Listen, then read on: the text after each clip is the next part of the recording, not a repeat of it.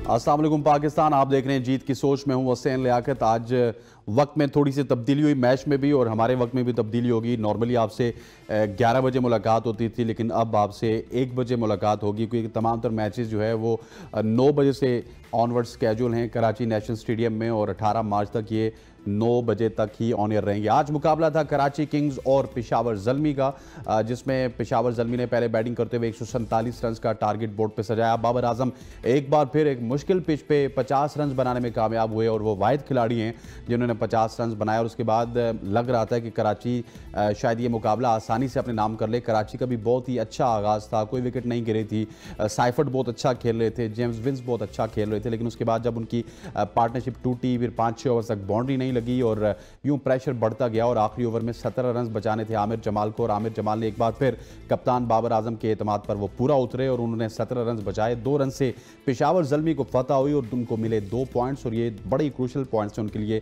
क्योंकि यही पॉइंट्स हैं जो कि पेशावर ज़ल्मी को अब टॉप 2 टीम्स में फिनिश करवाएंगे और उनके पास एक और मौका होगा। अगर वो जीतते हैं तो वो स्टेट अवे फाइनल में पहुंचेंगे, लेकिन अगर हारते हैं तो उनके पास एक मौका होगा दूसरा मैच खेलने का। और टॉप 2 की यही स्टोरी होती है, अगर आप टॉप 2 में फिनिश करेंगे तो आपके पास मौके बहुत ज़्यादा होंगे। इस तमाम तर मैच के ऊपर बात करने के लिए हमारे साथ स्टूडियो में मौजूद हैं साबिक test cricketer, world youngest player जनाब हसन रजा साहब। Sir thank you very much. अस्सलाम वालेकुम। सबसे पहले जीत की सोच प्रोग्राम में बहुत बहुत मुबारक हो सबको रमज़ान की, और अल्लाह मियाँ नेक नीयति से रमज़ान गुजरे। और बस बहुत खुशी हुई थी ये जब रमज़ान का महीना आता है, माशाल्लाह से एक चेहरे खिले उठते हैं। टाइमिंग भी चेंज हुई है आपको पता है, मगर फिर भी मेरी बहुत विशेज़ हैं कि खैर खैरियत से रमज़ान गुजरे पाकिस्तान में। ठीक हो गया। और हमारे साथ मौजूद हैं जी स्काइप पे, हमें ज्वाइन करेंगे जनाब अरसलान खोकर साहब, स्पोर्ट्स एंकर हैं और काफ़ी अरसे से स्पोर्ट्स के ऊपर गहरी नज़र रखते हैं। अरसलान भाई आपको भी खुश आमदीद कहते हैं, thank you very much for joining us. अच्छा हसन भाई आपसे स्टार्ट करते हैं, इससे पहले कि मैं अरसलान की तरफ चलूँ। आज एक बार फिर आमिर जमाल आखिरी ओवर में 17 रन बचाने में कामयाब हो गए। 2 रन से फतह दिलवाई उन्होंने पेशावर ज़ल्मी को और बाबर आजम का जो एतमाद था उसको बिल्कुल ठेस नहीं पहुंचाई, उस पर पूरा उतरे आमिर जमाल। आउटस्टैंडिंग बिल्कुल आमिर जमाल वर्सेस अनवर अली, और जिस तरह से दोनों ऑलराउंडर आमने सामने आए तो लग रहा था मैच में बड़ा ट्विस्ट आया हुआ। और ये मेरे ख्याल में कराची किंग्स के ऐसे मैचेस हो रहे हैं ट्विस्ट वाले, इससे पिछला भी बड़ा ट्विस्ट वाला मैच हुआ, शुएब मलिक ने जिताया था। तो ओवरऑल देखें तो आज थोड़ा सा टर्निंग पिच था, स्लो पिच था, और इसी पिच पे पिछला मैच भी हुआ था। बैटिंग तो इतना हाई स्कोरिंग मैचेस देखने में नहीं आया, स्पिनर्स को काफ़ी हेल्प करी थी पिच, जिसकी वजह से इतना लंबा स्कोर भी नहीं बनाया। और सेकेंड इनिंग में मेरे ख्याल में थोड़ा सा बैटिंग पिच हो गया था, जिसमें शॉट भी लग रहे थे आपको, और जितने भी फाइन लेग पे लगे ऑन शॉट लगे, मगर फिर भी देखें तो वो हाई स्कोरिंग मैचेस यहाँ नहीं हुए। पिच जैसे पिंडी के पिच था, यहाँ पर 215 रन बने, 214 रन बने, 236 रन बने, तो आउटस्टैंडिंग था। मगर देखें आप शुएब मलिक भी थे, उसके बाद जो यंग प्लेयर जो हैं वो भी लेफ्ट आर्म स्पिनर, वो भी अच्छी बॉलिंग कर रहे थे और टर्न मिल रहा था पिच पे काफ़ी। एंड ऑफ द डे देखें तो जिस तरह आमिर जमाल ने स्ट्रेंथ दिखाई है अपनी, वो पूरे कॉन्फिडेंट थे, और कॉन्फिडेंट के बाद भी जो है क्राउड को सबको खामोश करवाया कि मैं one and only, confidence level क्या होता है वो उन्होंने अपना शो किया। तो आउटस्टैंडिंग पेशावर ज़ल्मी जो है बड़ा अच्छा मैच जीती है। अरसलान साहब, बाबर आजम की पेशावर ज़ल्मी पॉइंट्स टेबल पर सबसे ऊपर है और इस दफ़ा बाबर आजम इस सीज़न में 6 मैच जीतने में कामयाब हुए। Quite big achievement for Babar Azam. हाँ, और जाहिर है मैं समझ सकता हूँ कि बहुत सारे लोगों को कैसा लगेगा, लेकिन ये बात दुरुस्त है, बाबर आजम ने आज पॉइंट्स मारने से बचिएगा मत। 147 रन कुछ भी नहीं थे, लेकिन पिच थोड़ी डिफिकल्ट थी और जो सेकंड बैटिंग थी उसमें पिच हल्की सी फ्लैट होना शुरू हुई, पर अच्छी कप्तानी की और आमिर जमाल डिड वेल। लेकिन आमिर जमाल अगर 15 रन होते तो सोचे फिर क्या होता। 17 रन थे, 2 रन बचाए उन्होंने, अच्छी बॉलिंग की। और ये चीज़ अच्छी है पेशावर ज़ल्मी के लिए कि पेशावर ज़ल्मी अब उस तरह से नहीं खेल रही जैसे पिछले सीजन में हमने देखा या उससे पिछले सीजन में हमने देखा। ठीक जा रही, मुझे लगता था कोयटा ग्लैडिएटर फिनिश करेगी टॉप 2 में, लेकिन कोयटा ग्लैडिएटर ने स्टार्ट तो बहुत अच्छा लिया, बड़ा फ्लाइंग स्टार्ट लिया, फिर आहिस्ता उनकी बैटरी रिड्यूस होती गई और फिर थोड़ा नीचे आ गए। और सेम पर इस्लामाबाद यूनाइटेड ऑन पेपर वो सबसे तगड़ी टीम है, अगर अभी भी देखूं मैं सारी टीम्स में ऑन पेपर सबसे अच्छी और तगड़ी टीम है, बड़ा अच्छा उनका बैलेंस स्क्वाड है। लेकिन उनके पास भी प्रॉब्लम ये है कि वन ऑफ मैच का प्लेयर है आजम, और एक आधी इनिंग खेलता है फिर बैठ जाता है 3-3, 4-4 इनिंग्स में। तो ये अच्छा, 12 टीम्स अच्छी जा रही है, मुल्तान भी तगड़ी टीम है और पेशावर भी तगड़ी टीम है। टॉप पर फिनिश करेंगे तो ऑब्वियसली आपने अपने इंट्रो में प्रीएम में बता दिया है कि क्या होगा, बट अच्छा खेले ओवरऑल। और बाबर आजम के लिए तो बड़ा जबरदस्त एक कैप्टनसी के बाद मैं कहूंगा कि बड़े शानदार तरीके से उभर के सामने आ रहे हैं। न्यूजीलैंड में चाहे T20 की सीरीज हो या फिर कंटिन्यूटी उनकी PSL में हो, दोनों में स्कोर करते जा रहे हैं और लगातार। यही तो हम उनको समझा रहे थे, कप्तानी आपके बस की बात नहीं है, कप्तानी छोड़ें ताकि बल्ले से वापस परफॉर्मेंस आए। किसी की बस की बात नहीं है कप्तानी, बहुत मुश्किल है पाकिस्तान में कप्तानी करना। बिल्कुल सही है। और कप्तानी मतलब आहिस्ता आहिस्ता लर्निंग भी होती है। रोहित शर्मा का पहला पूरा 1.5 साल बहुत बुरा गया और रोहित शर्मा बड़े ब्लैंक कैप्टन थे, but he learned a lot. और आप जरा कैप्टनसी आज भी देख लें, बाबर आजम की बेहतर हुई है, पहले से इंप्रूव हुई है और करनी भी चाहिए। लेकिन बस ठीक है, उसको कैप्टनसी शायद पाकिस्तान टीम की करनी नहीं चाहिए, वो शाहीन के जिम्मे में रहे और ठीक है। फिर शाहीन की वो स्पीच तो आप सब लोगों को याद ही है, वो स्पीच इसलिए की गई थी कि भाई मैं भी हूँ, कहीं नहीं जा रहा हूँ, और ग्राउंड से बाहर बहुत से लोग बहुत कुछ कहते हैं तो उस पर कान ना धरे। और बड़ी अच्छी स्पीच लिखी हुई थी, जिससे भी लिख के दी उन्हें। तो भारत कैप्टनसी उनके हवाले, और 2 PSL के सीजन राशिद खान ने उन्हें जितवा दिया अच्छी तरह। तो ठीक है, अच्छा रहा ये सीजन, उन्हें सीखने का मौका मिला और पता लगा कि कैप्टनसी के क्या क्या फ्लॉज है। तो आगे जाके सीखेंगे, वो भी सीखेंगे और अच्छा लर्निंग करेंगे। तो आगे सीरीज है न्यूजीलैंड की, फिर इंग्लैंड भी जाना है, तो चीजें सीखेंगे। अच्छा है, तो वर्ल्ड कप में पाकिस्तान को मौका मिलेगा एक अच्छे तरीके से भरपूर आने का। और बाबर के ऊपर कोई प्रेशर नहीं होगा, रिजवान पर प्रेशर नहीं होगा, कुछ नहीं होगा, सारे अपनी अपनी गेम खेलेंगे, तो अच्छा हो जाएगा ये। ठीक हो गया, अच्छा हो जाएगा। हसन भाई आपसे पूछता हूँ, मुझे ये बताइएगा कि आज जिस तरह हम देख रहे थे पिच बहुत ही ज़्यादा डिफिकल्ट था, लेकिन बाबर आजम की तारीफ करनी होगी कि वो जितने भी बल्लेबाज विकेट पे आए बैटिंग करने के लिए, वो वाहिद बल्लेबाज थे जो कि आज 50 बनाने में कामयाब हुए। इतना मुश्किल विकेट था जहाँ, देखिए एक मुश्किल विकेट था और ऐसे प्लेयर्स वर्ल्ड क्लास ऐसी नंबर 1 नहीं खिलाए जाते जिस तरह से इनिंग्स खेल रहे थे वो। शुएब मलिक टर्न कर रहे थे बहुत ज़्यादा, स्पिन भी एक दफ़ा रिव्यू भी लिया LBW का, उसमें बचे वो, थोड़ा सा स्टम्प पे हाइट पे जा रहा था बॉल वो। अगेन देखें बैकफुट पे जा रहे हैं, पंचिंग कर रहे हैं, तो क्वालिटी बैटिंग यही होती है। हम बता रहे हैं कि पाकिस्तान पूरा जो है वो स्ट्राइक रेट पे लगा हुआ था कि स्ट्राइक रेट कम है बाबर आजम का, उसको ऐसे कर दें, उसको वैसे कर दें। बड़ा कॉन्फिडेंट लेवल उनका नज़र आया इस PSL सीजन 9 में। हमेशा से अपना स्टार जो अपना प्लेयर होता है उसको पता होता है अपनी एबिलिटी किस तरह से मैंने एग्जीक्यूट करनी है। यही चीज़ है कि मुश्किल वक्तों में प्लेयर जब खेलता है मुश्किल पिचों पे, तो वहाँ उसकी क्लास नज़र आई थी और आउटस्टैंडिंग क्लास उनकी नज़र आई कि 51 रन्स, वही जो ऐसे लो पिचेस बाउंस पे जहाँ पर टर्न भी हो रहा हो, ब्रेक हो रहा हो, तो वहाँ हाई स्कोरिंग मैचेस मैटर नहीं करते। वो ऐसे टर्निंग पॉइंट आपकी 50 मैटर करती है जहाँ पर टीम की सपोर्ट भी और आपकी क्वालिटी बैटिंग में नजर आए। तो आउटस्टैंडिंग बैटिंग करी, पवल भी उनके साथ आए, खेलते रहे एक टाइम पे, मगर रन आउट हुए बीच में, बैक टू बैक विकेट्स गिरती रही, मगर ये उन्होंने पेस को भी रिड्यूस किया और बैकफुट पे पंच खेल रहे थे, ऑन साइड पे खेल रहे थे। हम यही क्रिकेट में बात कर रहे हैं कि जो प्लेयर सामने खेलता है, एक्स्ट्रा कवर खेलता है, तो वो हर जगह ऑन पे खेल सकता है। हमेशा आप जो है स्पिनर पे भी खेलना जानते हो और मीडियम पेसर या फास्ट बॉलर जहाँ मुश्किल कंडीशन है वहाँ पर भी खेलना जानते हो। तो ये क्वालिटी थी बाबर आजम की और टीम को जिस तरह उन्होंने लिफ्ट किया शहबाज आलमी को, नो डाउट आउटस्टैंडिंग। डैन समी हम कहते रहते हैं कि काफ़ी वो गाइडेंस देते रहते हैं, मगर प्लेयर को खुद भी अपना सोचना होता है कि मैंने किस तरह से एग्जीक्यूट करना है। तो ओवरऑल देखें तो वो 50 रन बड़े वाइटल थे शहबाज आलमी में। सर इस PSL में बहुत बड़े बड़े सरप्राइज हमें देखने को मिले, लेकिन सबसे बड़ा सरप्राइज मैं समझता हूँ कि सैम अयूब हैं। सबको पता है कि वो किस तरह की बल्लेबाजी करते हैं, लेकिन जिस तरह के वो स्टाइलिश बैटर हैं उसी तरह की वो बॉलिंग भी कर रहे हैं। और आज शान मसूद को भी वो क्लीन बोल्ड करने में कामयाब हुए और बेसिकली वो एक टर्निंग मोमेंट था कि विकेट्स के ऊपर विकेट मिला पेशावर ज़ल्मी को और उसके बाद पेशावर ज़ल्मी मैच में वापस आई। इसमें कोई शक नहीं। और ये आप हसनैन कि किस तरह निखर के सामने आई है उसकी ये वाली स्किल और ये वाला टैलेंट। और इसमें मैं क्रेडिट दूंगा फुल पेशावर ज़ल्मी मैनेजमेंट को भी, बाबर आजम को भी, कि फ्री हैंड दे रहे हैं, उनका यूटिलाइजेशन उन्हें समझ में आ गई कि कहाँ करनी है। अटैक में भी ओवर करवाया और बीच में भी ओवर्स करवा रहे हैं। आज भी सिर्फ 18 रन दिए उन्होंने 4 ओवर्स में और बिल्कुल बांध के रखा। पिच काफी, आज अगर हसन भाई इसके एक्सपर्ट हैं, लेकिन फंसी हुई बॉल आ रही थी, काफी फंस के बॉल आ रही थी, तो थोड़ा सा बैट्समैन के लिए ना उसकी वेरिएशन जज करना मुश्किल था। तो वाकई में आज थोड़ी सी डिफिकल्ट पेस जरूर थी और बल्ले पर गेंद आना बहुत मुश्किल था, तो इस पर थोड़ा रुक के खेलते। अगर मैं इरफान खान की बात करूं जो कि इतने लंबे अरसे से कराची किंग्स में खेल रहे हैं, 39 नॉट आउट किया आज उन्होंने।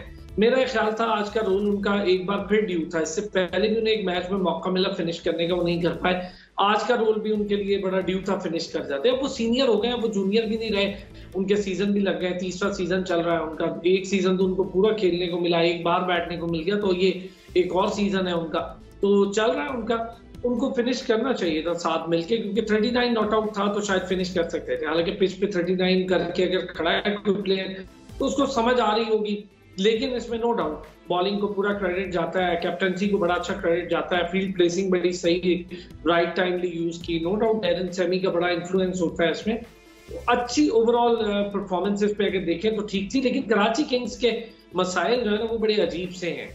लाहौर कलंदर तो चले फिर बैक टू बैक 2 सीजन्स में, बल्कि 3 में मैं कहूँ, एक का तो फाइनल भी खेल गए जिससे कराची किंग्स से हारी थी वो, लेकिन बैक टू बैक फिर 2 सीजन बड़े अच्छे गए लाहौर कलंदर के। तो इस सीजन में कोई अच्छा नहीं कर सकी, ठीक है दीगर टीम्स को करना होता है। पर एक बड़ा मसला है कराची किंग्स का। कराची किंग का मुझे लगता है अब 10 साल बाद जब मुआहदे दोबारा हो रहे होंगे तो एक बड़ा अच्छा हल है वो कराची किंग कर ले तो शायद कराची किंग जीतना शुरू कर दे। ठीक हो गया, उस हल की तरफ बिल्कुल आऊंगा, मैं हसन भाई से भी पूछूंगा उस हल के हवाले से, लेकिन पहले थोड़ा सा हसन भाई जिस तरह वो फोकस की बात कर रहे थे ना अरसलान जी, तो थोड़ा सा out of the syllabus question करने चाहिए। तो मुझे लगता है कि आज में ना कराची किंग्स फोकस थी ना ही पेशावर ज़ल्मी, सिर्फ एक शख्स फोकस था कि जब भी मतलब जितने भी मैचेस हुए ना शोएब मलिक के आउट होने पे कैमरा सना जावेद पे ही लगता है।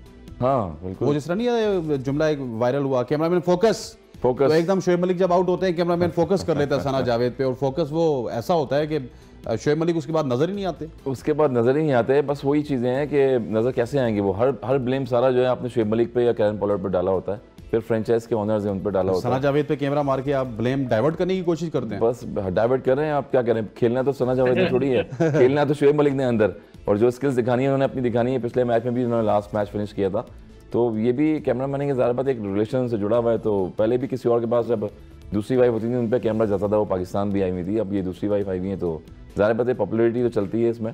मगर ओवरऑल जब देखेंगे आप तो शारजा में अगर देख लें तो आप बॉल टू बॉल कैमरा ज़्यादा होता था शारजा में, मगर क्राउड पे भी कैमरा जाता था, वहाँ पर भी ऐसे लोग हाथ रख के बैठे होते थे, एक्साइटेड होते थे। अगेन यही है कि कराची किंग्स बस बहुत अनलकी है, किस तरह से इसको उसके हवाले से तो मैं आप दोनों से क्या किया जाएगा, इसका क्या हल होगा, मैं वो बिल्कुल जानना चाहूंगा। लेकिन पहले में कुछ और भी टॉपिक्स हैं।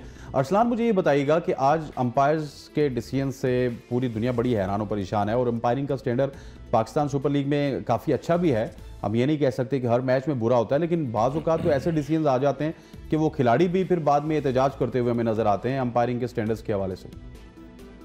यार आपको याद होगा शादाब और शमूद के दरमियान गर्मा गर्मी हुई थी, वो आपको बड़ा पॉपुलर हो गया मामला, और वो इसी वजह से हुई थी ना कि उन्होंने फिर रिव्यू ले लिया, आउट था नॉट आउट था, रिव्यू ले लिया सलमान अली आगा वाले मामले पर। तो नो डाउट कहीं कहीं अंपायरिंग के बड़े फ्लॉज दिख रहे हैं। हालांकि ये नहीं, आपने बिल्कुल अच्छा कहा कि सारे अंपायर एक जैसा नहीं है, लेकिन स्टैंडर्ड ऑफ अंपायरिंग जो है वो बिलो है, मतलब बहुत एक्स्ट्रा पार नहीं कह सकते, उसको बिलो है, और बेसिक की गुंजाइश बिल्कुल मौजूद है, खासतौर पे हमारे पाकिस्तानी अंपायर्स की। अलीम डार एलीट क्लास एंजॉय कर रहे हैं, और एलीट क्लास के बड़े अच्छे अंपायर रहे, और बड़ा उनका जबरदस्त टेन्योर रहा, बल्कि पूरी दुनिया उन्हें one of the best umpires के तौर पे रेट करती रही। उससे पहले स्टीव बकनर रहे, स्टीव बकनर भी अपने लास्ट एरा में बड़े कंट्रोवर्शियल हो गए, और फिर अंपायर्स के मैं अगर कहूँ कि लेजेंड अंपायर डिकी बर्ड थे। तो ये बड़े एक अंपायर को आप भूल रहे हैं, साइमन टॉफल जी, साइमन टॉफल साइमन टॉफल को बोल रहे हैं। साइमन वो अच्छे अंपायर थे, लेकिन हो गए ना साइमन टॉफल एक शू के पीछे, तो थोड़ा बहुत वो पर को अच्छे अंपायर थे। इस तरह अंपायरिंग स्टैंडर्ड्स को हमें मेंटेन करना होगा। असल में मैं ना उस्मान तारिक वाली बात पे, आपकी बात थोड़ी सी इसमें अगर आप इजाजत दें, देखिए हम जब डोमेस्टिक खेलते हैं ना असनैन, तो डोमेस्टिक में अगर ये एक्शन रिपोर्ट कर देते, यही अंपायर है जो पीएसएल में डोमेस्टिक में ये अगर एक्शन रिपोर्ट कर देते, या डोमेस्टिक में वहां पर कोच उन पे काम कर लेते, तो यहाँ आकर हजीमत ना उठानी पड़ती उनको। यहाँ आकर अंपायर्स को तो याद आ गया कि इसका एक्शन रिपोर्ट भी करवा लेंगे, सारा कुछ कर लेंगे, तो वहाँ मतलब ये कि हमारे अंपायर्स को वहां नजर नहीं आ रहा था। ये थोड़ी एक टेक्निकली बड़ा फ्लॉ है अंपायरिंग का, कि एक बंदे को आप वहां से उठा के यहाँ ले आए, ग्रेड 2 की उसने इतनी क्रिकेट खेली है, और उसको वहां नहीं किसी ने देखा, यहाँ आया, यहाँ आकर उसका रिपोर्ट हो गया, वो हाई परफॉर्मेंस सेंटर में या क्रिकेट एकेडमी जैसे कहते हैं, वहां पर अपने एक्शन पर काम तो शुरू कर दिया उस्मान तारिक ने। हालांकि उसके एक्शन का काम थोड़ा सा था, ज्यादा बड़ा काम नहीं है उसका, लेकिन उसको डोमेस्टिक में ठीक करके यहाँ भेजना चाहिए। यहाँ पर अजीब रिवायत चल रही है, डोमेस्टिक में अंधे कोचेज होते हैं। असल में डोमेस्टिक में कैमरास नहीं होते, इंटरनेशनल कमेंटेटर्स नहीं होते, लोग देखते नहीं है, तो अंपायर भी सोए रहते हैं। नहीं सर देखिए, कैमरास नहीं होते, इंटरनेशनल कमेंटेटर नहीं होते, कोई फर्क पड़ता।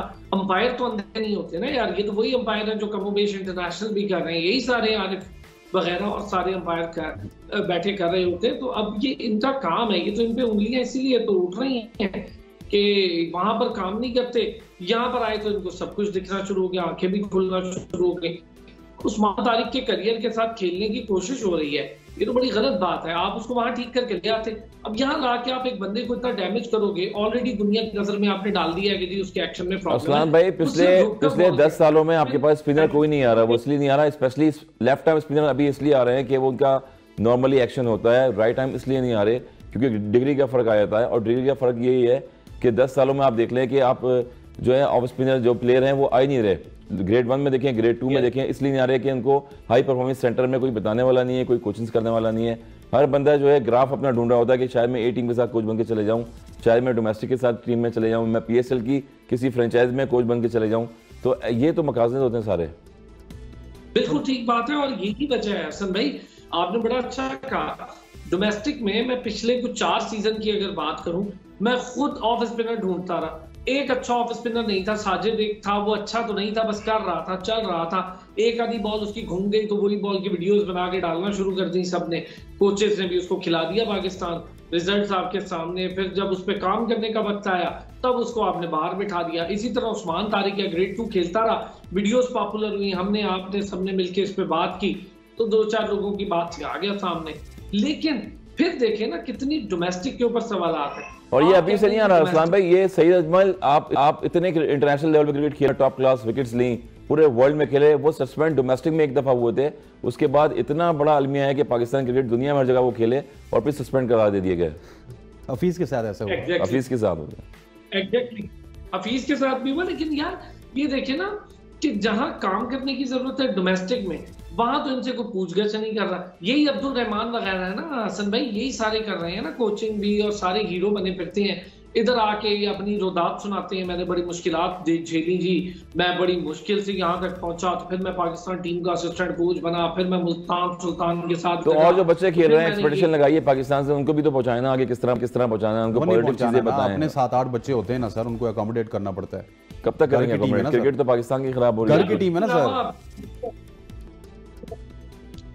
हसनैन भी है। ठीक असलान भाई, यहाँ पर मैं आपको रोकूंगा, हमें ऊपर से ऑर्डर आया कि जल्दी से ब्रेक ले लीजिए। ख़वातीन हज़रात लेते हैं एक छोटा ब्रेक के बाद वापस आएंगे तो मोहसिन नकवी के हवाले से भी बात करेंगे, फिर कराची किंग्स किस तरह ठीक होगी उसके हवाले से भी बात करेंगे, और कुछ स्कोर कार्ड्स भी हैं उनको भी नज़र डालेंगे। स्टे विद अस।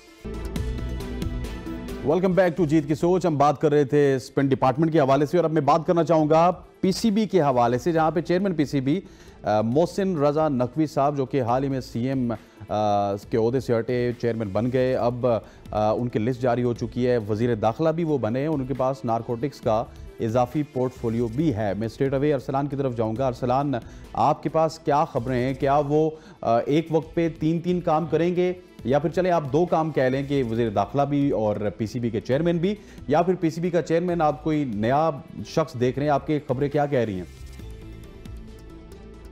यार 3-4 नाम लेके लोग खुद ही फिर रहे हैं, और काफी सारे लोगों ने अपने नाम भी उड़ा रखे हैं। उसमें एक नवाज सुखेरा साहब भी हैं, और उनका नाम भी बड़े टॉप पे है। और आपको पता ही है कि इस्लामाबाद का, हसन भाई तो जानते हैं, इस्लामाबाद क्लब की टीम जो है उसको भी उन्होंने लीड किया, और वहां पर उन्होंने कुछ इस्लामाबाद क्लब की टीम के साथ बड़ा काम किया। तो एक ब्यूरोक्रेट है, उनका भी नाम होगा। लेकिन मेरे जाती इत्तलात यही है, शायद मोहसिन नकवी साहब विल स्टे विद PCB, वो रहेंगे PCB के साथ, उन्हें मुशीर इत्तलात शायद बनाया की बात है, तो अभी वो रहेंगे। मुझे लगता है कि काम मोहसिन नकवी करेंगे। ये वो 2-4 नाम है जो खुद भी लोग लेके फिर रहे हैं, और ये खुद से उड़ाई जा रही है काफी खबरें। तो मुझे ये लगता है कि मोहसिन नकवी साहब will stay as a PCB chairman, तो वो नहीं अभी कहीं जा रहे हैं। एक वक्त पे 2-2 काम कर लेंगे वो सर, 3-3 भी कर लेंगे, सेनेटर भी हो गए, कर लेंगे, सब कुछ कर लेंगे। वो पहले भी निगरान वजीर आला थे ना, कर लेंगे सर, जब काम, बस आपको पता ही है ना, तो काम कर लेंगे, जिससे काम करना होगा, जितना करना होगा उतना कर लेंगे। अभी तो इन सबके सर पे हथौड़ा बन के टूटने वाली है चैंपियंस ट्रॉफी। चैंपियंस के लिए ग्राउंड है नहीं, 4 वेन्यूज के ऊपर चैंपियंस ट्रॉफी करवाने जाए। आप अपनी तरह मुझे खुद बता दें, सारे हजरात जिन्होंने क्रिकेट खेली भी है, हसन भाई भी, आप भी हैं, कवर करते हैं, एक टाइम पर, हम एक टाइम की बात कर रहा हूँ, एग्जैक्ट एक टाइम पर 3 वेन्यूज पे हम 3 मैचेस नहीं करवा सकते। इतनी से नहीं है, इतनी हमारी हड्डी नहीं है। आपने चैंपियंस ट्रॉफी करवानी है, सिर्फ 4 ग्राउंड में करवानी है, मिनी वर्ल्ड कप है, बड़े मामला अभी उठने वाले हैं, उस पर काम करना है। अब रेगुलेशन कर रहे हैं कराची की, क्या रेनोवेट कर रहे हैं, उसको डबल स्टोरी कर देंगे। डबल स्टोरी के अलावा जो नीचे पिलर्स हैं जहां से ब्लॉकेज होती है सारे ग्राउंड को, उस ब्लॉकेज को कौन हटाएगा? फिर कजाफी स्टेडियम को आप रेनोवेट के नाम पर डबल स्टोरी कर देंगे और क्या करेंगे? रेनोवेट यही करेंगे, लेकिन आप पिंडी को भी रेनोवेट कर दें, जो मर्जी करें। वेन्यूज वही चार, पेशावर पर काम नहीं हो रहा, सियालकोट खत्म हो चुका है, शेखुपुरा होता था, गुजरांवाला शेखुपुरा टेस्ट सेंटर था, फैसलाबाद जहाँ पे डैनियल स्लेजी ने कहा था कि हमें रिकवर बना देना। बड़े पॉपुलर ग्राउंड्स हैं हमारे पास और बड़ी बड़ी इनकी हिस्ट्रीज है। न्याज स्टेडियम हैदराबाद है, न्याज स्टेडियम हैदराबाद की तो अब सीढ़ियां ही नहीं बची जिस पर लोग बैठते थे, कुर्सियां तो है नहीं, सीढ़ियां भी नहीं बची। पेविलियन भी उनका टूट का शिकार है और जो फर्स्ट क्लास के मैचेस भी हुआ करते थे उसमें भी उसका वॉशरूम जो है वो यूजेबल नहीं था। तो बड़े बुरे हालात में है इस वक्त पाकिस्तान क्रिकेट के वेन्यूज हैं, तो ये काम करने की जरूरत है। और मुझे लगता है मोहसिन नकवी साहब ने क्योंकि मुआहदे किए हैं और कुछ काम करना चाह रहे हैं तो वो जाएंगे नहीं, ऐसे नहीं जाते। ठीक हो गया, वो वैसे नहीं जाएंगे। ठीक है हसन भाई, ये तो हमने खबर निकाली, तो मोहसिन नकवी साहब की एक पॉइंट ऑफ व्यू है, खबर भी है, आप इसको कह सकते हैं अरसलान साहब की जानिब से। अच्छा थोड़ा सा मैच की तरफ वापस आते हैं। मुझे ये बताइए कि कराची किंग्स सब कुछ कर चुकी लेकिन कराची किंग्स ठीक नहीं हो रही। बड़े बड़े सुपरस्टार्स आए, कप्तान बने, वापस चले गए। तो Hasan Raza being a cricketer क्या समझते हैं कि कराची किंग्स को क्या करना चाहिए ताकि नेक्स्ट सीजन से जो मुल्क के सबसे बड़े शहर की टीम है कराची किंग्स, बहुत बड़ी टीम, वो कराची किंग्स लगे और उसको कराची के जो बासी हैं उसको ऑन करें? यार टॉप प्लेयर्स से आपके देख लें जो वर्ल्ड में खेल रहे हैं हर जगह, स्पेशली तो अहमद वसीम बाहर हो गए, बाबर आजम बाहर हो गए इस टीम से, रिजवान जो है वो कैप्टन पाकिस्तान टीम के बनने वाले हैं आगे जाके, वो बाहर हो गए। शान मसूद मुल्तान सुल्तान से कराची में आए थे, कैप्टनसी कर रहे हैं, टेस्ट टीम के कैप्टन है, अब वो भी मेरे ख्याल में बाहर हो जाएंगे अगली फ्रेंचाइज में। जब सीजन 10 में आएंगे तो मेरे ख्याल में शान मसूद जो है दूसरी फ्रेंचाइज में चले आएंगे। उसके बाद एक कोच है फील्डिंग कोच, वो PSL 9 से मैं मुसलसल उनके साथ देख रहा हूँ कि मसरूर फर्स्ट क्लास प्लेयर हैं, वो भी अंडर 19 लेवल पर रहते हैं, वो भी टीमें सेलेक्ट कर रहे होते हैं और वो भी जो है इसकी टीम के साथ जुड़े हुए हैं, चाहे टीम हारे या जीते। तो ये वो पाकिस्तान टीम वाली रवायत चल रही है। जब पाकिस्तान टीम में भी ऐसे ही होता था एक टाइम पे कि अपनी मनपसंद के नहीं, मतलब आपके कहने का मकसद ये है बाबर को वो आजमा चुके, रिजवान को आजमा चुके, इमाद वसीम को आजमा चुके, शान मसूद को आजमा चुके। अभी क्या करना चाहिए, करना क्या चाहिए? अब यही क्या करना तब्दीली मेरे ख्याल में ये होगा कि अब मेरे ख्याल में ऑनरशिप रह गई है, मतलब सलमान इकबाल को तब्दील कर दें। हाँ, सलमान इकबाल साहब है वो तब्दील हो जाएंगे तो शायद टीम जो है मुझे लग रहा है जीतने में आ जाएगी। जैसे राना साहब थे लाहौर के अंदर के, वो बड़े जोरों शोर से शुरू में आते थे, एंजॉय करते थे जब वो शारजा में मैचेस, या फिर कैमरामैन को कहें कि यार सलमान इकबाल को ना दिखाएं, शायद कोई कैमरे में ना भी दिखाएं तो मगर बस उनका आना जो है ना वो मुझे लग रहा है शगुन नहीं हो रहा टीम के साथ कराची किंग्स के लिए भी। ये अरसलान वैसे यार बहुत बड़ी बात कर दी कि आपने बाबर आजम को भी आजमा लिया, रिजवान को भी आजमा लिया, आपने शान मसूद को भी आप ले आए, फिर उसके बाद इमाद वसीम को भी आप लेके देख चुके, लेकिन रिजल्ट्स नहीं प्रोड्यूस हो रहे। तो हसन भाई का ये कहना है कि एक दफा ऑनर चेंज करके देख लें, शायद रिजल्ट्स निकलना स्टार्ट हो जाएं। तो याद है, मैं तो पहले ही कह रहा था इसके दो हाल हैं।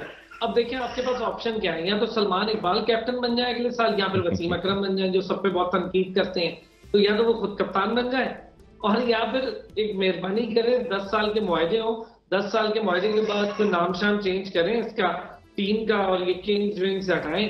तो बहुत किंगशिप हमने देख ली, किंग्स विंग्स हटाएं और ये कोई ऑनरशिप भी शायद तब्दील हो तो कुछ बेहतरी हो जाए। तो जो आप फ्रेंचाइज लेना चाहें तो ले लें, छठी ले लें फ्रेंचाइज 7वीं, तो और कुछ कर लें। लेकिन ये 10 साल के मुआहदे के बाद ना यही चेंज होने का रह गया, बाकी तो आपने सब चेंज करके देख लिया। माइंडसेट है यार, माइंडसेट चेंज नहीं होता, माइंडसेट चेंज नहीं होगा तो टीम कभी भी चेंज नहीं होगी। अब मैं आपको एक बात बताऊं, जैसे अभी मैं देख रहा हूँ, आपको याद है अभी हसन भाई जो लास्ट मैच खेले हैं लाहौर कलंदर जिसमें शाहीन सबको खामोश करवाते रहे, बड़ी शानदार ऑलराउंड परफॉर्मेंस, बैटिंग के भी ऊपर आए थे, बैटिंग में 50 रन किए उन्होंने जी। उसमें एक और स्लिंगी बॉलर लेकर आ गए, वो कोई इमर्जिंग से ले आए थे, मैं नाम भूल गया, तैयब अब्बास सर। वो पिछले 3 साल से डेवलपमेंट प्रोग्राम में लाहौर कलंदर में वो पिछले, और वो जो एफ्रो आपकी हुई थी जिम्बाब्वे में उसका भी हिस्सा रह चुके हैं, वो ताहिर बेग भी रह चुके हैं उनके साथ। जी जी जी जी। अच्छा, पहले सलमान इरशाद ले आए, फिर जमान ले आए, अब वो ले आए। मतलब इनको स्लिंगी एक्शन इतना पसंद है आकिब जावेद साहब को कि वो समझते हैं हर बंदा को मलिंगा के। यार हारिस रऊफ कौन सा वकार यूनुस की तरह बॉल करवाता है, वो भी तो उसी तरह करवाता है। यार हारिस रऊफ की बॉलिंग बहुत टेप वाली है, टेप बॉल वाली है, स्लिंगी नहीं है, टेप बॉल वाली।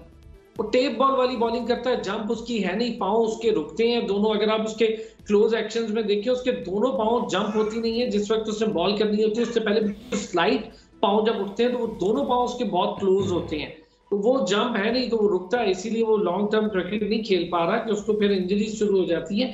सेम फॉर खुर्रम शहजाद है कि खुर्रम शहजाद अपने एक्शन, मैंने उनको बड़ा क्लोजली वॉच किया अभी रावलपिंडी में। खुर्रम शहजाद की भी बॉडी मूवमेंट बहुत ज्यादा कम है और जब वो बॉल थ्रो करते हैं तो नीचे की तरफ झुकते नहीं है। तो ये इस तरह के बॉलर्स पर काम करने की जरूरत है। हमारे पता नहीं कोचेस के नाम पे जो कुछ हमने ये पूरा एक मजमा जमा किया, ये क्या करते हैं और क्या नहीं करते अल्लाह जानता है। ठीक, वकार यूनस तक काम नहीं कर पाए। तो बारह बस यही है, इस बस चेंज करें मैनेजमेंट। मैंने तो आपको याद होगा आपके प्रोग्राम में बहुत पहले कहा था कि अब यही रह गया कि मैनेजमेंट चेंज कर रहे हैं। ठीक हो गया, यही रह गया कि मैनेजमेंट चेंज करिए। अच्छा, थोड़ा सा अब मैच की तरफ वापस चलते हैं, जरा पेशावर ज़ल्मी की बैटिंग देखते हैं, जहां पर शानदार 50 रन स्कोर की कप्तान बाबर आजम ने। एक दफ़ा फिर बाबर आजम और साइम अयूब के माबेन 55 रन की ओपनिंग शराकतदारी हुई और 5 ओवर्स तकरीबन 5.4 ओवर्स में उन्होंने 55 रन मुकम्मल किया, अगर मैं गलत नहीं हूं। और एक लम्हे ये लग रहा था कि पेशावर ज़ल्मी शायद एक बहुत बड़ा स्कोर बोर्ड पे सजाएगी। Saim Ayub got 19 in 18 deliveries, Babar Azam 51 in 46 deliveries. आज स्ट्राइक रेट कम था लेकिन आज पिच भी ऐसा ही था कि आज 50 पे भी एक रन बना लेते तो बाबर आजम की वाह होनी थी। Haris once again failure for Haris, 13 run बनाए 11 गेंदों पे। हसीबुल्ला की जहाँ तक बात की जाए तो 1 रन बना पाए 5 गेंदों पे। उसके बाद TKC जिन्होंने रन आउट करवाया, टॉम कैटमोर ने बाबर आजम को, ये भाईजान 9 रन बना के आउट हुए, बड़े नाराज थे अपने आप से लेकिन पूरे टूर्नामेंट में फेल रहे। इसके बाद पवल की बात की जाए तो 30 रन बनाए इन्होंने, 18 गेंदों का सामना किया। Jamal once again got 8 run in 7 deliveries. और वुड कोई रन नहीं बना पाए, 1 डिलीवरी का सामना किया इन्होंने। अच्छा हसन भाई, पूरी बैटिंग लाइन अब को देखें तो बाबर आजम की तो हमने पहले ही तारीफ कर ली। एक प्लेयर की मैं थोड़ा सा बात कर लूंगा ना, जब मुश्किल पिच हो रही थी उस टाइम पे बाबर आजम 46 बॉलों पे 51 रन किए हुए, रन आउट भी हुए वो, उनके साथ 13 बॉलों पे 11 रन हारिस खेल रहे थे। इतना डिफरेंस नजर आ रहा था बिटवीन हारिस का और बाबर आजम का कि आप बॉल को पिक ही नहीं कर पा रहे। थोड़ा सा स्पिन होना शुरू हो गया बॉल, तो हारिस को समझ नहीं आ रही थी मैंने किस तरफ खेलना है स्पिन को। बैकफुट पे जा रहे थे कट खेलने के लिए तो पीछे जा रही थी बॉल। यही चीज़ होती है कि हमारी टेस्टिंग टाइम क्या होता है कि जब मुश्किल पिच होती है उस तरह आपने स्पिन पे किस तरह से खेलना है, फास्ट बॉल पे किस तरह से खेलना है। तो ये डिफरेंस नजर आ रहा था। बाकी आप जो सवाल कर रहे थे वो क्या कह रहे थे? मैं यही कर रहा था कि आप अगर देखें बाबर आजम के अलावा इस पूरे टूर्नामेंट में पॉवल ने कहीं ना कहीं चिप इन जरूर किया लेकिन वो फायर पावर हमें नजर नहीं आ रही टॉप 3 के अलावा। हारिस भी परफॉर्म नहीं कर रहे, हसीब ने चिप इन किया जरूर किया, पॉवल ने कभी कभार किया, इवन आमिर जमाल से ये चिप इन एक्सपेक्ट करते हैं, वो हर मैच में आके चिप इन करता है। TKC उस तरह परफॉर्म नहीं कर रहा। सो पेशावर ज़ल्मी के लिए परेशानियां तो हैं प्लेऑफ्स में। कॉर्नर कैटमोर का इंपॉर्टेंट था, कैटमोर जो है वो चल नहीं पा रहे ऊपर, अगर मिडल में वो खेलें तो रन्स और मजीद अच्छे हो सकते थे, क्योंकि आपका हमने बताया कि 6 ओवर होते हैं पावर प्ले के, उसके बाद जो है एक सेकंड स्पेल चलता है आपका, 6 ओवर तक का पार्टनरशिप होनी चाहिए बीच में। मिड में ऐसा प्लेयर होना चाहिए कि जो मैच को लेके चले। और नो डाउट कि जमाल जो है उन्होंने आउटस्टैंडिंग इनिंग खेली थी एक इनिंग में और सबको खामोश करवाया था। उन्होंने ज़ाहिर किया, बताया भी है कि रिसेंटली मैं पाकिस्तान टीम का ऑलराउंडर भी हूँ और मैं आगे फ्यूचर में भी ऐसी परफॉर्मेंस दे सकता हूँ। अगेन यही चीज़ है, पावल जो है चिपिंग कर रहे हैं, आप जिस तरह से बता रहे हैं कि वो बैटिंग करते हैं और वेस्ट इंडीज़ जितने भी हैं वो छाए हुए हैं। अगर आप अंडर रसल की बात करें BPL में वहाँ छाए हुए हैं और कैरन पोलार्ड पिछले 2-3 मैचेस में छाए हुए थे, मगर जब से शादी से वापस आए हैं वहाँ पर आके उसके बाद जो है वो बॉल उनको अभी टिप नहीं रही है। मुझे समझ नहीं आ रही, ट्रैवलिंग ज़्यादा हो रही है उनकी या खाने ज़्यादा खाएँ वहाँ पर, जो इंतजाम हो रहे थे इंडिया में उसकी वजह से जो है बड़ी कैजुअल अप्रोच से खेल रहे थे। पहला बॉल भी अगर देखें तो वो रिव्यू लिया गया था जब वो आके स्टार्ट में क्रूशियल टाइम पे खेलना शुरू हुए हैं। तो यही चीज़ है। बाकी पॉवल जो है आउटस्टैंडिंग खेले, मिड में कॉलिन कैटमोर आउट ऑफ फॉर्म नजर आए हैं। आसिफ अली जो है आपको पता है अभी फिलहाल उनकी जगह नहीं बन रही, हाँ लेजेंड उनकी जगह नहीं बन रही है। 400 500 600 छक्के जितने भी लगाएं इस PSL में बिल्कुल। आसिफ अली को मांगा गया था बाबर आजम की तरफ से, स्पेशली बाबर आजम की तो फेवरेट है वो। और मुझे ख्याल में जितनी भी इनिंग्स आई हैं 2 से 3 ओवर में बैटिंग आई है उनकी, वही टाइम पीरियड था और उसी टाइम पे आपने इतने ज्यादा ना छक्के मारे, वो 400 छक्के ना 300 छक्के ना कोई चौके मारे, यार 150 मार देते, 150 छक्के मारे। तो ये अभी तो आप इंटरनेशनल लेवल पे नहीं जा रहे। हम यही बात करते हैं कि जब आप डोमेस्टिक में या लीग में अपनी फ्रेंचाइज में खेल रहे होते हैं तो वहाँ तो बैटिंग प्रैक्टिस पिचेस मिल जाएंगी, वंस इन अ मून आप एक आध इनिंग्स खेल देंगे। मगर जहाँ पर स्ट्रगल पिच होती है और जहाँ पर आप एशिया कप खेल रहे हैं या अभी आने वाला जैसे बताया चैंपियंस ट्रॉफी होगी या फिर वर्ल्ड कप आ रहा है, उसके लिए क्या तैयारी है आपकी शॉट सिलेक्शन की, आपकी बैटिंग की, आपके टेम्परामेंट की। तो ये क्वालिटी बैटर्स खेल सकते हैं जो हर फॉर्मेट में खेलते हों, हर पिचेस पे खेलते हैं। उनका नाम है बाबर आजम, आउटस्टैंडिंग उन्होंने शो किया ये क्रिकेट है पाकिस्तान। ठीक हो गया, ये क्रिकेट है। ज़रा कराची किंग्स की बॉलिंग लाइनअप के ऊपर नज़र डालते हैं। कराची किंग्स की बॉलिंग ने आज बहुत अच्छा किया। अरफात मिन्हास की तारीफ करनी पड़ेगी, उन्होंने 4 ओवर्स में कमाल की बॉलिंग की, विकेट्स भी उनको मिले लेकिन इकॉनमी उनकी बड़ी अच्छी थी। ये देखिएगा, सैम्स ने 4 ओवर्स में 37 रन दिए, 1 विकेट लिया। पेसर्स थोड़े से महंगे थे आज, 9.25 की इनकी इकॉनमी रही। मलिक 4 ओवर्स में 20 रन दिए, 5 की इकॉनमी रही इनकी। मलिक भी बहुत आउटस्टैंडिंग थे। अनवर अली ने 1 ओवर ही करवाया, 14 रन दिए, 1 ओवर के लिए खेले थे। जायद 4 ओवर्स में 34 run, 1 wicket. Arafat Minhas, my goodness, इन्हीं की बात करता है इमर्जिंग प्लेयर, 11 रन, 1 विकेट। और आखिरी मैच में ये दीदार करवाया इनका हमें कराची किंग्स ने, ये भी कराची किंग्स का खासा है। और हसन अली 3 ओवर्स में 26 रन, 1 विकेट। अरसलान, अगर मैं आपकी तरफ आऊँ तो मुझे ये बताइएगा कि अरफात मिन्हास टॉप परफॉर्मर रहे कराची किंग्स की जानिब से, और कराची किंग्स स्टार्ट में तबरेज़ शमसी को थोक के हिसाब से मैच देती रही। इवन जायद को मैच नहीं मिले। अगर जायद को और अरफात मिन्हास को स्टार्ट से मैच मिलते तो things will be very different for Karachi Kings. यार देखिए ना, कराची किंग्स की इतनी बड़ी टीम है, आपको पता है सुपरस्टार्स की टीम है यार, वहां पर कैसे जगह बनती है किसी प्लेयर की। इतने बड़े बड़े प्लेयर्स खेल रहे हैं दुनिया के, वहां तो बड़ा मुश्किल है किसी की जगह बनाना। ऐसे ही एक आधा मैच ही मिल पाएगा इतनी बड़ी टीम में। और जाहिर है, आप देखिए ना किस तरह इतने सीजन हो गए हैं, वो बिल्कुल मुस्तहकम खेल रहे हैं, एक जैसी परफॉर्मेंस है उनकी। वो हमेशा नीचे रहना पसंद करते हैं, वो ऊपर आना पसंद ही नहीं करते चार्ट में। इतनी बड़ी टीम है जो इतनी मुस्तहकम खेल रही हो, कंसिस्टेंट टीम हो, तो उसमें बड़ा मुश्किल हो जाता है नए प्लेयर के लिए जगह बनाना। और यही उनकी मैनेजमेंट का बड़ा खासा है कि वो लेके बिठा देंगे और फिर जाया कर देंगे। पता ही नहीं चलता, कासिम अकरम जाया कर दिया, पता ही नहीं चलता अखलाक को जाया कर दिया, पता ही नहीं चला रिजवान को बेंच बिठा बिठा के अखलाक ने हमें एक या 2 मैच खेले, इसके बाद 2 मैच खेले। तो वही ना, उसको सबको जाया करने में तो बड़ी चीजें। इरफान नियाजी को बड़ा खिलाया, 39 कर गया यार, और उसने फिनिश नहीं किया। मैं बार बार इस चीज पे कह रहा हूँ। अच्छा, आप बात करते हैं हारिस की यार, हसनैन देखें, पैडल शॉट मार लेना, पीछे की तरफ मार देना, फैंसी शॉट्स, नो लुक, ये सब करना अपनी जगह। मुश्किल पिच पर क्लासिक बैटिंग स्कोर करवाती, मुश्किल पिच पर फैंसी बैटिंग स्कोर नहीं करवाती। सूर्या कुमार यादव मुश्किल पिच पे नहीं चल पाते, वहां पर वही चलते हैं फिर जो कोहली हैं, जो रोहित शर्मा हैं, जो पांड्या हैं, जो जडेजा, ये वही चलते हैं फिर। तो जो फैंसी बैटिंग है ना, वो एक हद तक तो आपको सपोर्ट कर देती है उन पिचेस पे जहां पे आपने सिर्फ फ्लिक किया, बैट लगाया, पीछे से बॉल, पीछे पीछे शॉट मार दिए। मुश्किल पिच पे बैट्समैन का पता चलता है, तो यहाँ पर खेलने की तैयारी करनी है मुश्किल पिच पे। आप देखिए ना, यही मुश्किल पिच है, जैसे तैसे भी खेलें आप, बस मुश्किल पिच पे स्कोर करना सीखें, और यही खासा होगा। आपको पता ही नहीं है कि यूएसए की पिचेस है क्या, आपको पता ही नहीं है अभी कि कैरेबियन पिचेस अभी है क्या। यूएसए की तो बिल्कुल नई पिच है, नया डायमेंशन है, पता ही नहीं है क्या वहां होना क्या है। उस पिच पे आपने पहली बार, क्या दुनिया ने पहली बार खेलना है, क्या पिच बन रही है, किस तरह की पिच बन रही है, इसका बिहेवियर तो मैच वाले दिन पता चलेगा, उससे पहले सब कयास रही है। तो सब चीजों के लिए तैयार रहना पड़ेगा।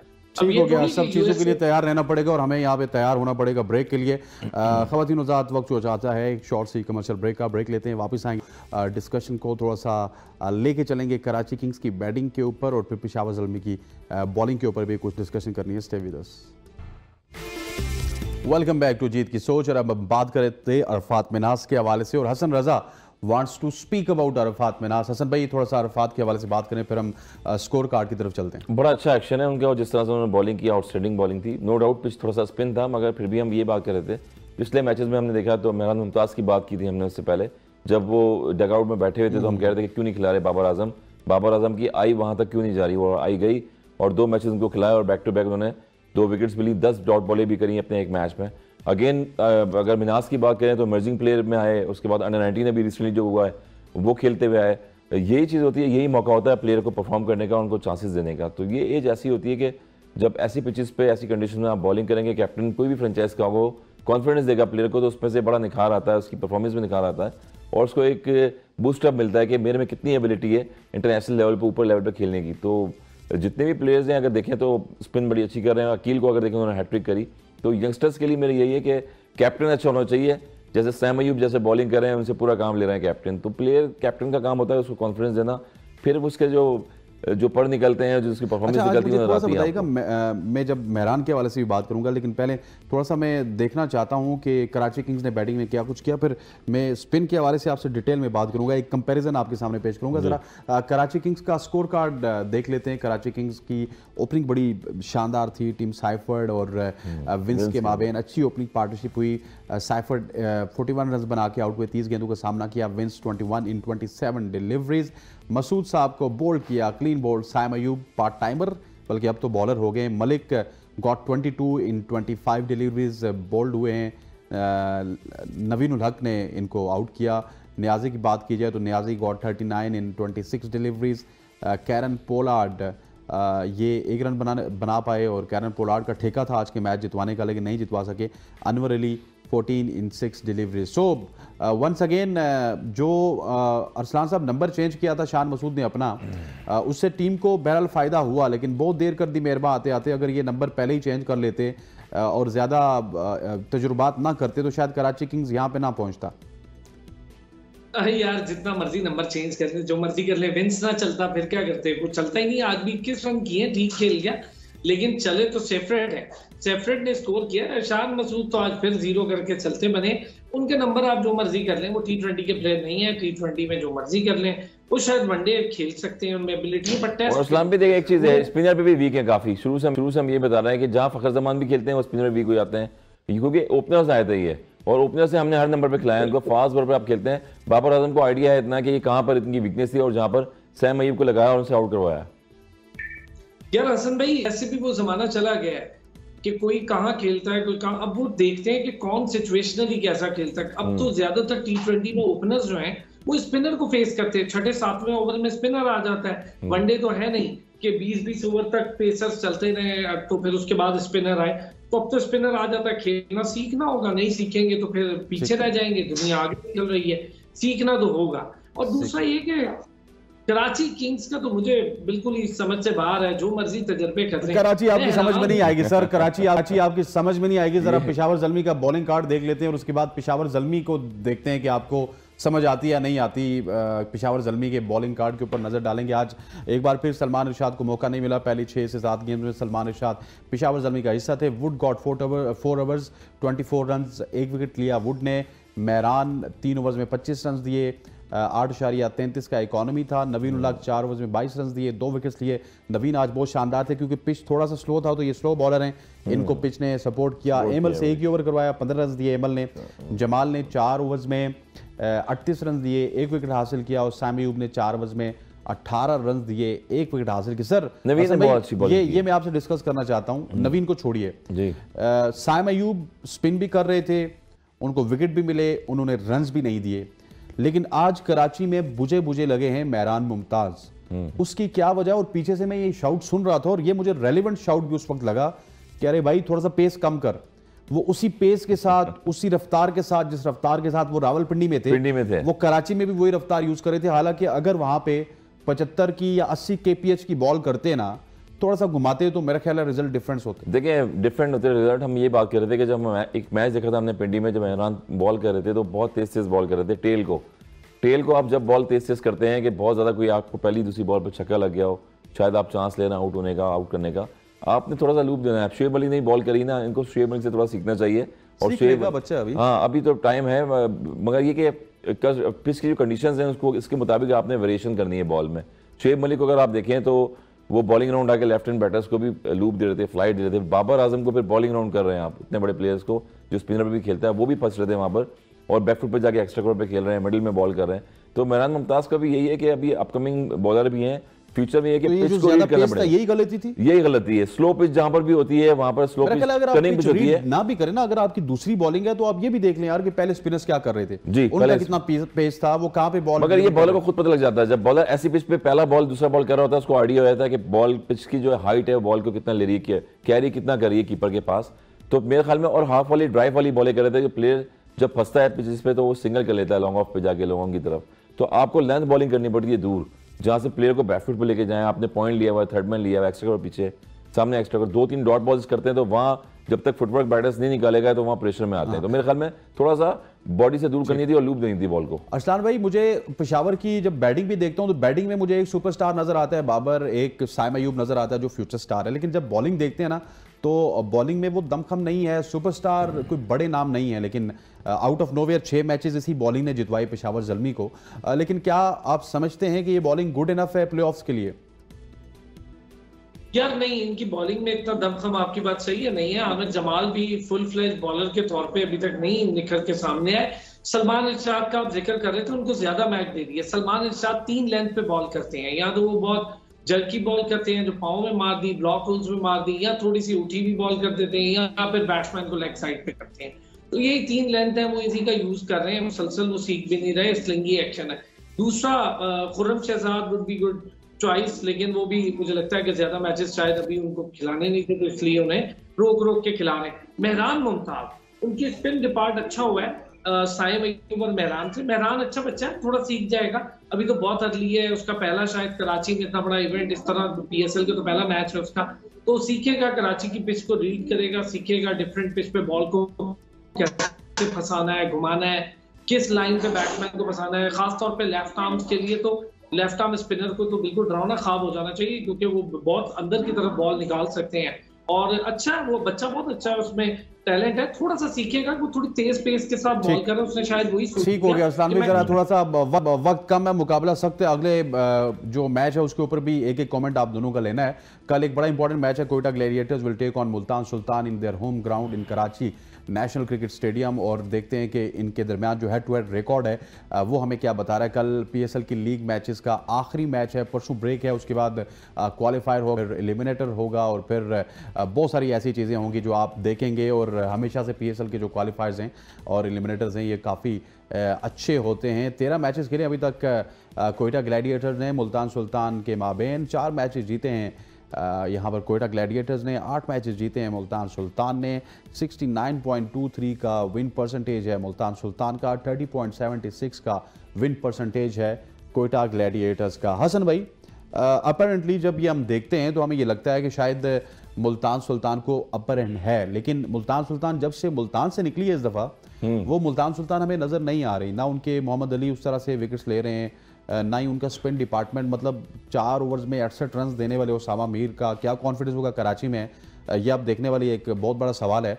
सो मुल्तान सुल्तान और कोयटा के इस मैच को किस तरह देख रहे हैं? अच्छा मैच होगा बिल्कुल। रॉयली रोस्टो जिस तरह लीड कर रहे हैं, सऊद शकील ने आउटस्टैंडिंग बैटिंग करी कोयटा की तरफ से लास्ट मैच में, मगर नो डाउट मुल्तान सुल्तान में जो एक टीम डेविड टाइप प्लेयर होते थे वो नहीं है, उनकी जगह उस्मान खान जिस तरह से खेल रहे हैं, आउटस्टैंडिंग खेल रहे हैं। जो सेंचुरी उन्होंने की लास्ट मैच में पिंडी में, बैक टू बैक 50 बॉल्स पे 100 रन की इनिंग्स खेली, यही आउटस्टैंडिंग प्लेयर होता है। ओवरसीज प्लेयर यूएई के हैं और आगे खेल रहे हैं।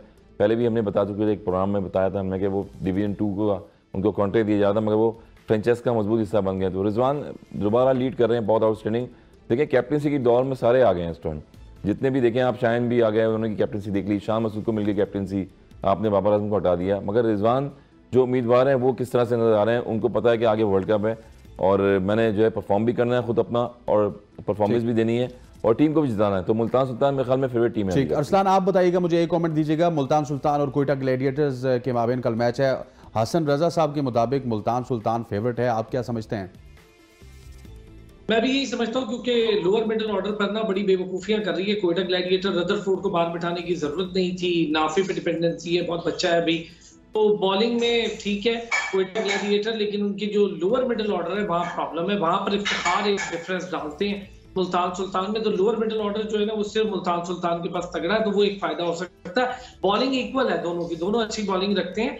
बॉलिंग में बड़ी तगड़ी टीमें हैं कोयटा भी, और ओपन में भी अच्छी हैं, सारा कुछ है, लेकिन जो मिडिल ऑर्डर का फर्क है ना वो मुल्तान सुल्तान वहां एज ले जाती है।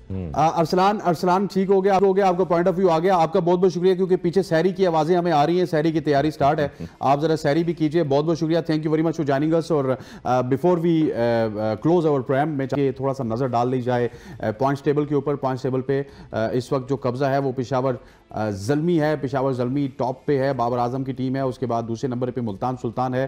अब देखते हैं कि इस्लामाबाद जो कि कल दूसरे नंबर पे थी वो तीसरे पे पहुंचाई। पेशावर ज़ल्मी जी 10 मैचेस में से 13 पॉइंट्स उनके पास हैं, 6 उन्होंने जीते हैं, एक उनका पिंडी वाला बारिश वाला सीन हो गया था, तो 13 पॉइंट्स इनके पास हैं। मुल्तान सुल्तान के पास 12 पॉइंट्स हैं, दूसरे नंबर पे हैं। इस्लामाबाद यूनाइटेड 11 के साथ चौथे नंबर पे है। तीसरे नंबर पे बैग पार्डन कोयटा ग्लैडिएटर्स 11 के साथ पांचवें नंबर पे है। कराची किंग्स 8 पॉइंट्स के साथ पांचवें नंबर पे थी और बाहर हो गई। लाहौर कलंदर्स 3 पॉइंट्स लेके लाहौर पहुंच चुकी है और अब देखते हैं कि कल के मैच के बाद पॉइंट्स टेबल कितना ज्यादा चेंज होगा। हसन भाई आपका बहुत बहुत शुक्रिया, thank you very much. Janika खवातीन उज़ात आप सबका भी बहुत बहुत शुक्रिया, आप हमारे साथ जुड़े रहे और इंशाल्लाह कल फिर आपसे मुलाकात होगी। मुझे मेरी पूरी प्रोडक्शन टीम के साथ इजाजत दीजिए, अल्लाह हाफिज़।